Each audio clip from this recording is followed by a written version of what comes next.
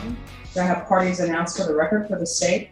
Brian Grimmer for the state of Texas. For the defense? Ronald Geyer. Did you understand you're charged with failure to stop and render aid, serious bodily injury? That's a third-degree felony. The range of punishment is anywhere from 2 to 10 years in prison and up to a $10,000 fine. Did you understand? Yes, Your Honor. Are you proceeding with sentencing? Yes, Judge. All right. Anything to say on behalf of your client? No, Your Honor. Where is Donkey Lady Bridge? Now it states in here that they had met you through Elise. OP1 said they were at the complainant's house when the group of males showed up in Unit 1. Unit 1 is the vehicle. She said they decided to go to the Donkey, D-O-N-K-Y, Lady Bridge, but instead ended up driving around. Where is this Donkey Lady Bridge? I'm not sure, Your Honor. I've never been there in my life. Are you still driving a vehicle? No, not here. How old are you? 21. If you're drug tested today, what are the results going to be? Before you answer no, that you are going to be drug tested today. Don't say just tell me what you're going to be positive for. Probably, maybe a little bit of marijuana. And what else? That's it. I don't do anything else. What do you do with the rest of your day other than marijuana? I work. Where?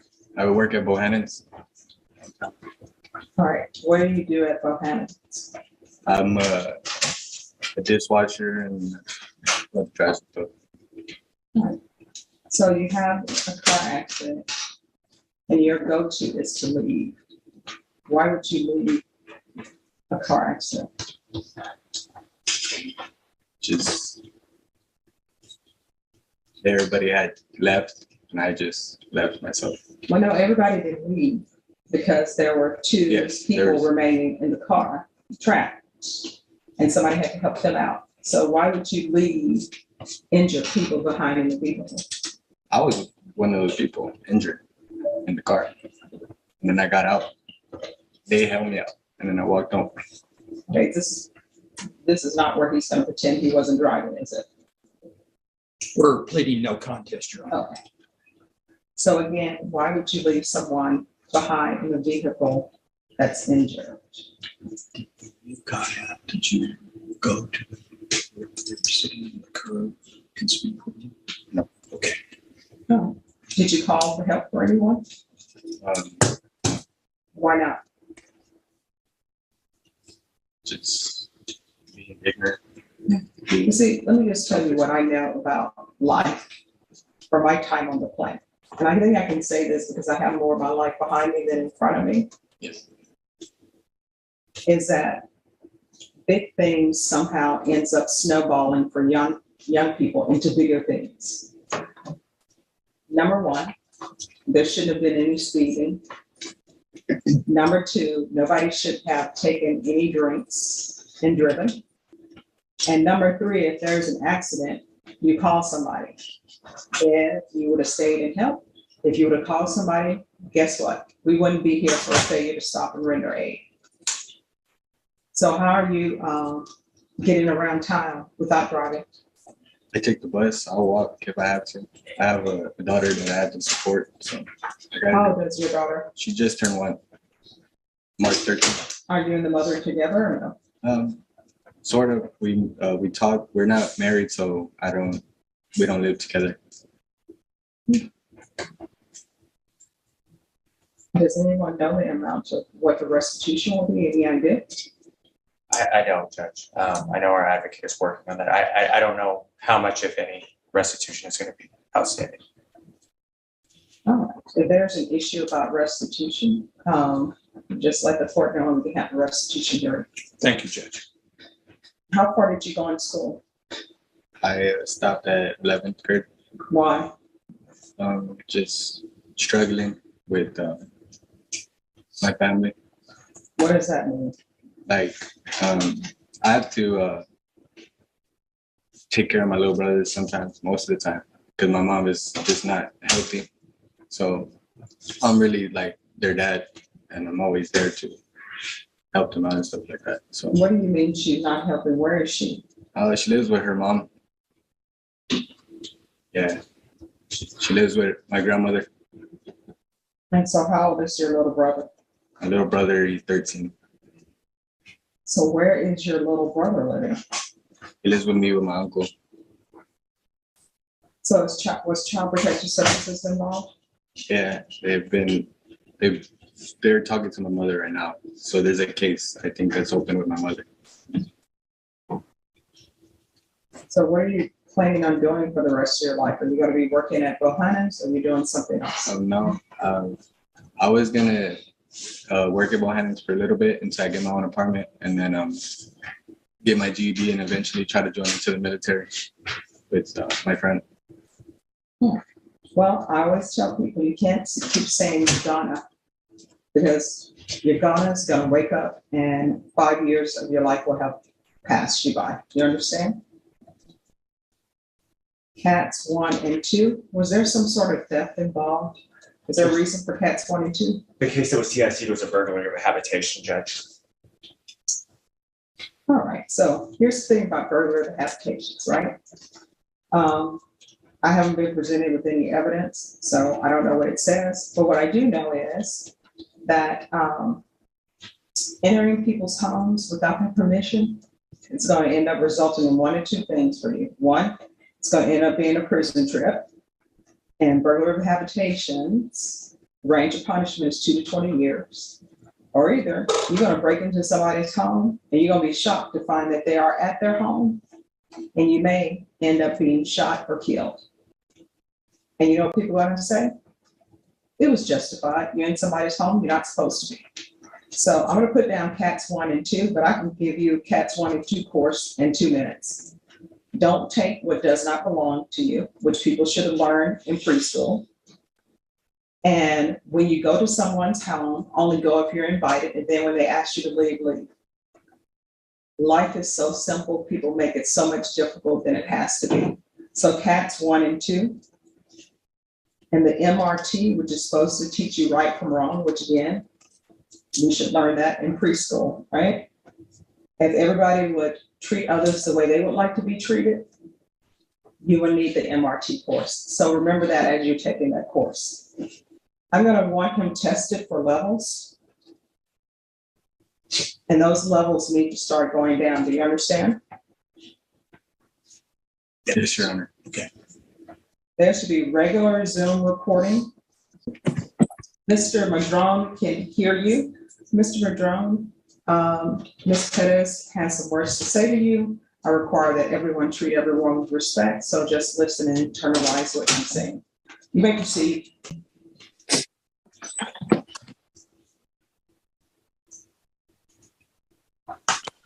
After everything, I don't think that you should be in prison or, but I did suffer injuries that are like for a lifetime. And I just want you to understand that because I did go through all of that, you do deserve to go through some kind of consequence. Did I cut off? Yes, you did. They keep calling me that, so I'm sorry. But yeah, that's all I have to say. But I do forgive you. Like, it happened. It's been a long time already, but I just didn't, I hope you just know where I'm coming from, James. All right, thank you so much. Do you all need to speak with her? I don't believe so. We have contact. We can talk to Ms. Pettis after this. Thank you, Ms. Pettis. Thank you. Thank you. All right, probation will go over conditions with you. Are you the same James Madrone who was placed on deferred adjudication in 2021 CR 2437 for the offense of failure to stop and render aid serious bodily injury on March 21st, 2022 for a period of 10 years? Is that you? Yes, sir. State. Violated condition number 4. In Bexar County, Texas, the defendant, James Madrone, did then and there fail to report to the supervision officer as directed for the months of January and December 2023 in violation of condition number 4. How do you plead to that, true or not true? True, Your Honor. State. Your Honor, we waived the other violations alleged in the motion. No objection. All right, Mr. Madrone, did you understand by pleading true to violation of condition number 4, the court could find it true, grant the motion, find you guilty, and sentence you up to 10 years in the prison and up to a $10,000 fine? Yes, I understand. Knowing that, do you still wish to plead true to violation of condition number 4?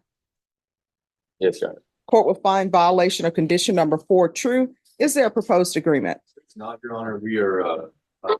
We're going open. We are asking for the 10 years, Your Honor. I believe the defense might be heard on it. All right, defense, what are you requesting? Judge, we're requesting that he be placed on probation, that he be given weekly UAs and intense supervision. Basically, Judge, this was a lot dealing with financial issues. He has 2 small children that he was responsible for, living with his grandmother at the time. He's now presently employed. I believe he has the resources now to continue taking drug testing and support his children. So I think basically, Judge, if we give him weekly UAs and ISF and put him back, not ISF, with intense supervision, that he's able to complete the probation successfully. You have anything to add, James? Yes, Your Honor. All right, you want to raise your right hand? Do you solemnly swear and affirm the testimony you give will be the truth and nothing but the truth, so help you God? Yes. All right, you can lower your hand, state your name for the record. James Madrone. All right, it says here that you didn't talk to the manager and you left when asked to stay in the lobby by the probation officer. Your Honor, I was my grandmother, thankful for her that she helped me with my burdens when I had to do these reports and everything, and she would have my kids in the car while I'll be reporting. So at that time, I really didn't have too much time to be there due to my being responsible for 2 children.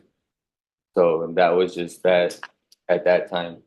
That was it. Okay, that doesn't make sense to me. Your grandmother is helping you with your children. Yes. And how old are your children?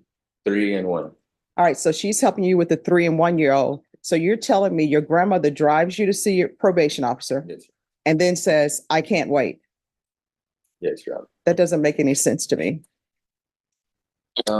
It's just like I have real no support, really none. It's just me out there. All right, so your grandmother is not supporting you. Well, in a way she is. In a way.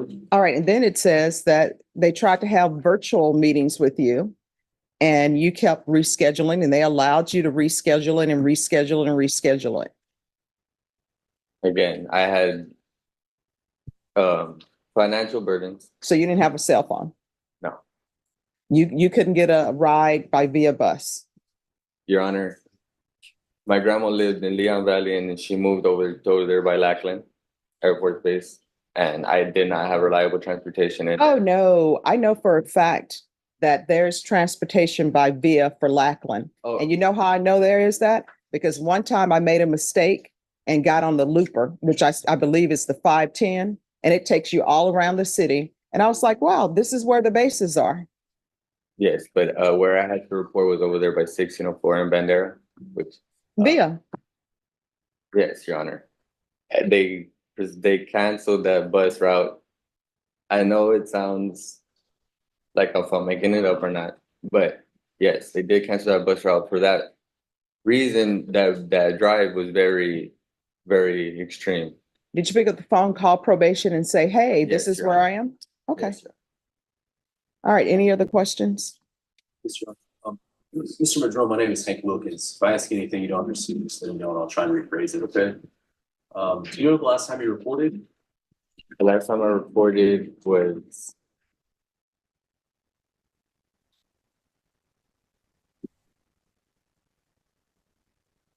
This year? yes. It was this year? So would you be surprised when the probation thinks the last time you reported is November?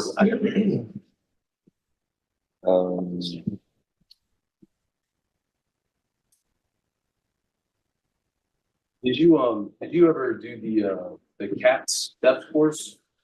No. Did you do the CATS 2 theft course?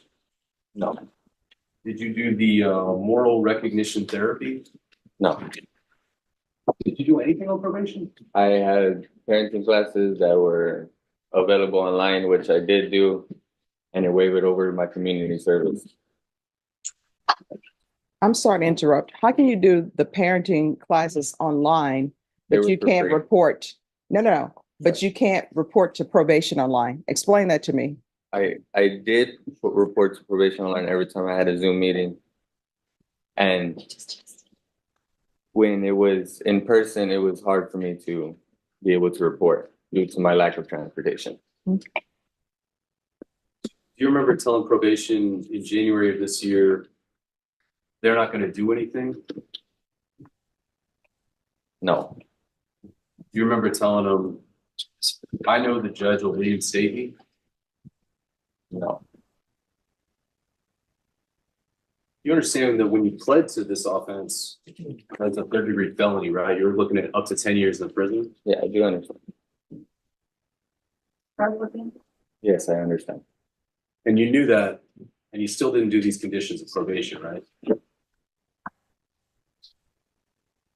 You didn't do the No. moral recognition therapy? Not that I had faced financial burdens. So I did not have support from the mother of my children. She was attending school at the time. But now I have a reliable job. I have the means to prove to the court that I could be responsible in finishing my term. Seems like the easiest thing to do would be to report, though. You didn't report it all this year, right? No, because she said that she was gonna file a motion to revoke, and I had said that, okay, that we have to do what we have to do. That's simple. That's what I had said in that response. I'll pass the way, Strong. Nothing further, Your Honor. All right. Probation.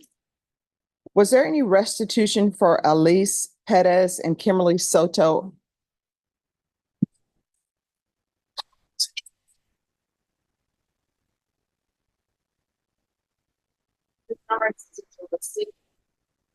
All right. So this is what the court is going to do. The court is going to find violation of condition number 4 true. The court is going to find you guilty. There's to be no unsupervised contact with minors. With regards to punishment, state, what are you requesting? Your Honor, we're asking for the 10 years in prison. This is a third-degree felony. This is a SBI, Your Honor.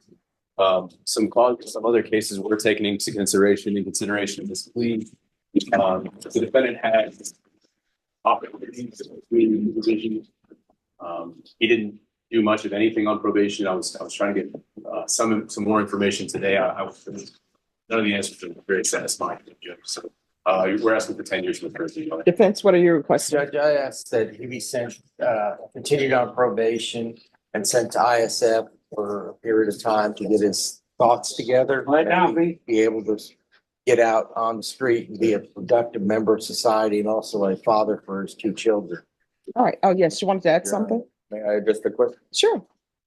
Yes, I would like to say that I would like to suggest no tolerant probation where I may be supervising weekly UAs. I do not use drugs. Mhm. And or an outpatient program, intense outpatient program that I can prove to the court where I can be responsible in completing my probation successfully. Okay. All right. This is what the court is going to do. As previously stated, the court is finding violation of condition number 4 true. The court is going to find you guilty. The court will sentence you up to 8, will sentence you to 8 years in the prison. There's to be no unsupervised contact with the minors. Court will give you credit for any time served, and the court will request the therapeutic community. Did you review the trial court certification of defendant's rights to appeal with your attorney? Did you understand it, and did you sign it? Yes. All right. You do have a limited right to appeal, and that right to appeal is as it relates to the allegations in the motion, not the fact that you were on deferred adjudication. Do you understand? All right. Good luck to you. We can go off the record. Here's the thing. I can't force them to place you in the therapeutic community. You'll have to request that. And then it's completely up to them whether or not they place you in the therapeutic community. Your Honor. What was the consequence again? Oh, you're going to prison for 8 years. I'm going to prison for 8 years, Yes, and that's the done deal. yes. Okay. All right, good luck to you, okay?